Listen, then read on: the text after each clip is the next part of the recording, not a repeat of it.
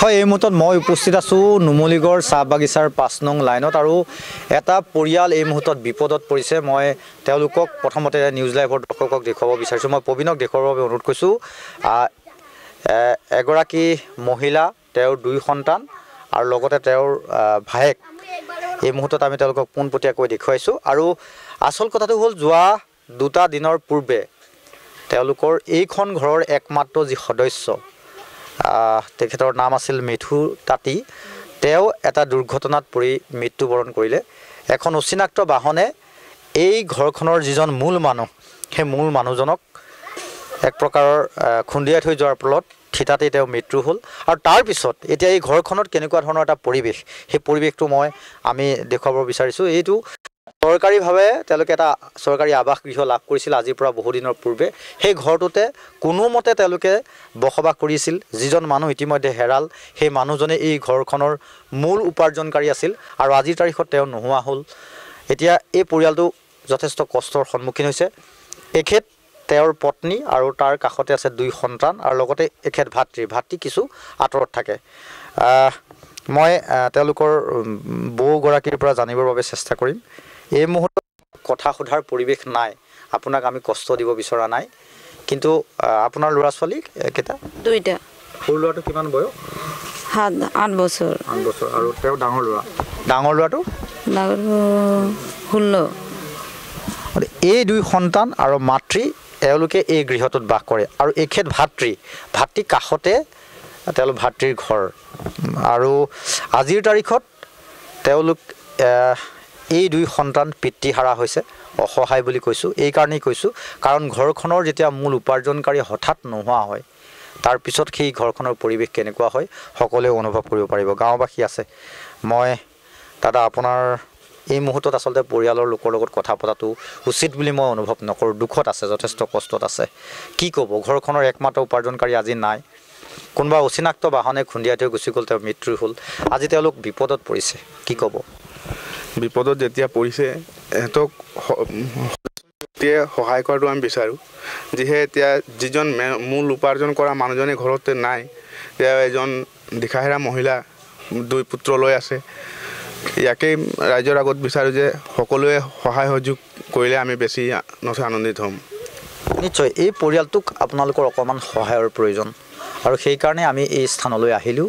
যিহেতু আৰু লগতে এটা কথা ক'ব বিচাৰোঁ, যিসকল লোকে আচলতে পথত নিয়ন্ত্ৰণহীনভাৱে গাড়ী চলায়, সেইসকল লোকে এনেকুৱা পৰিয়ালবিলাকৰ কথা ভবা মই ভাবোঁ উচিত।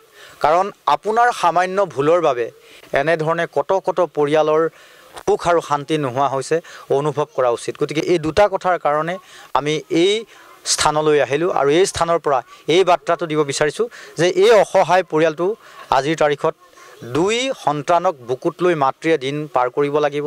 আজিৰ পৰা 2টা দিনৰ পূৰ্বে তেওঁৰ স্বামী দুৰ্ঘটনাত মৃত্যু হৈছে। এতিয়া কেনেকৈ চলিব, কাৰণ স্বামীও দিন হাজিৰা কৰিছিল, এখেত তেওঁৰ ভাতৃ কৰ্ম কৰিবৰ কাৰণে তেওঁ সহযোগ প্ৰদান কৰিছে। কি ক'ব, আজি হঠাৎ এটা ঘটনা ঘটিল আৰু যিসকল লোকে আচলতে নিয়ন্ত্ৰণহীনভাৱে গাড়ী চলায় তেওঁলোকে পৰিয়ালটোলৈ অমানিশা কঢ়িয়াই আনিলে। এই মুহূৰ্তত আপোনাক কথা সোধাৰ পৰিৱেশ নাই, তথাপিতো কৈছোঁ 2টা সন্তানক বুকুত লৈ মাক আগবাঢ়িব লাগিব, আপুনিও সহায় কৰিব লাগিব। মইতো সহায় কৰিছোঁ আৰু যিমানটো আছে ইমানটো সহায় কৰিছোঁ। আৰু তাৰপাছত ডেড বডিটো যেতিয়া ন্যায় সময়লৈকেও পইচা পাতিটো বহুতেই গ'ল, কিন্তু এতিয়া বিশেষকৈ সিহঁততো কাম কাজবিলাক কৰিবই লাগে। ইয়াৰ কিবা পৰ্যায় আৰু ৰাজ্যৰ কি সহায় যদি পাওঁ এইটোও ভাল। আৰু কি নাম তোমাৰ? কৃষ্ণ ৰবি দাস। তোমাৰ? পুনম ৰবি দাস। কি ক'বা এতিয়া তোমালোকক অকণমান সহায় লাগে? হয়, কি ক'ব? সহায় লাগে আৰু গাড়ী চলা মানুহকেইটাক সম্ভাৱনা মানুহকেইটা মানে শান্তি হৈ কৰি গাড়ী চলাব লাগে। মানুহ এনেকুৱা কৰিব নালাগে। মানুহ এটা পৰিয়াল অশান্তি কৰিবলৈ কিমান বেয়া লাগে। আজি আমাৰ ইমান হঠাৎকৈ হৈ গ'ল, এনেকুৱাতো ভবাই নাছিলোঁ যে কেতিয়াবা এনেকুৱা হৈ যাব আৰু হৈ গ'ল। চবে সহায় কৰিব গ'ল, বজাৰ কৰিব গৈছিলে গধূলি।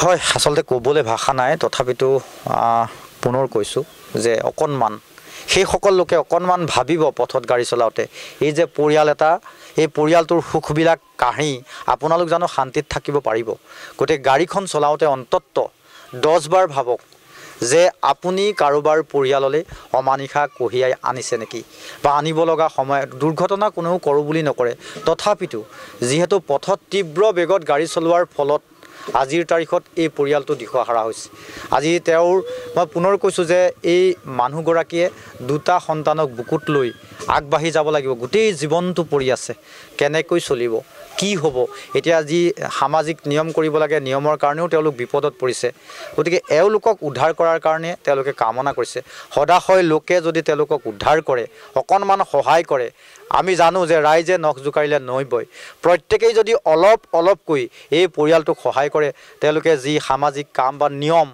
শান্তিৰ কাৰণে সেই নিয়মখিনি কৰিব পাৰিব আগবাঢ়ি যাওঁতে এই ল'ৰা দুটা ডাঙৰ হৈ উপাৰ্জন কৰালৈকে আগবাঢ়িবলৈ তেওঁক অকণমান সকাহ লাগিব যদিহে আমি পুনৰ কৈছোঁ এওঁলোকক অলপ সহায় কৰক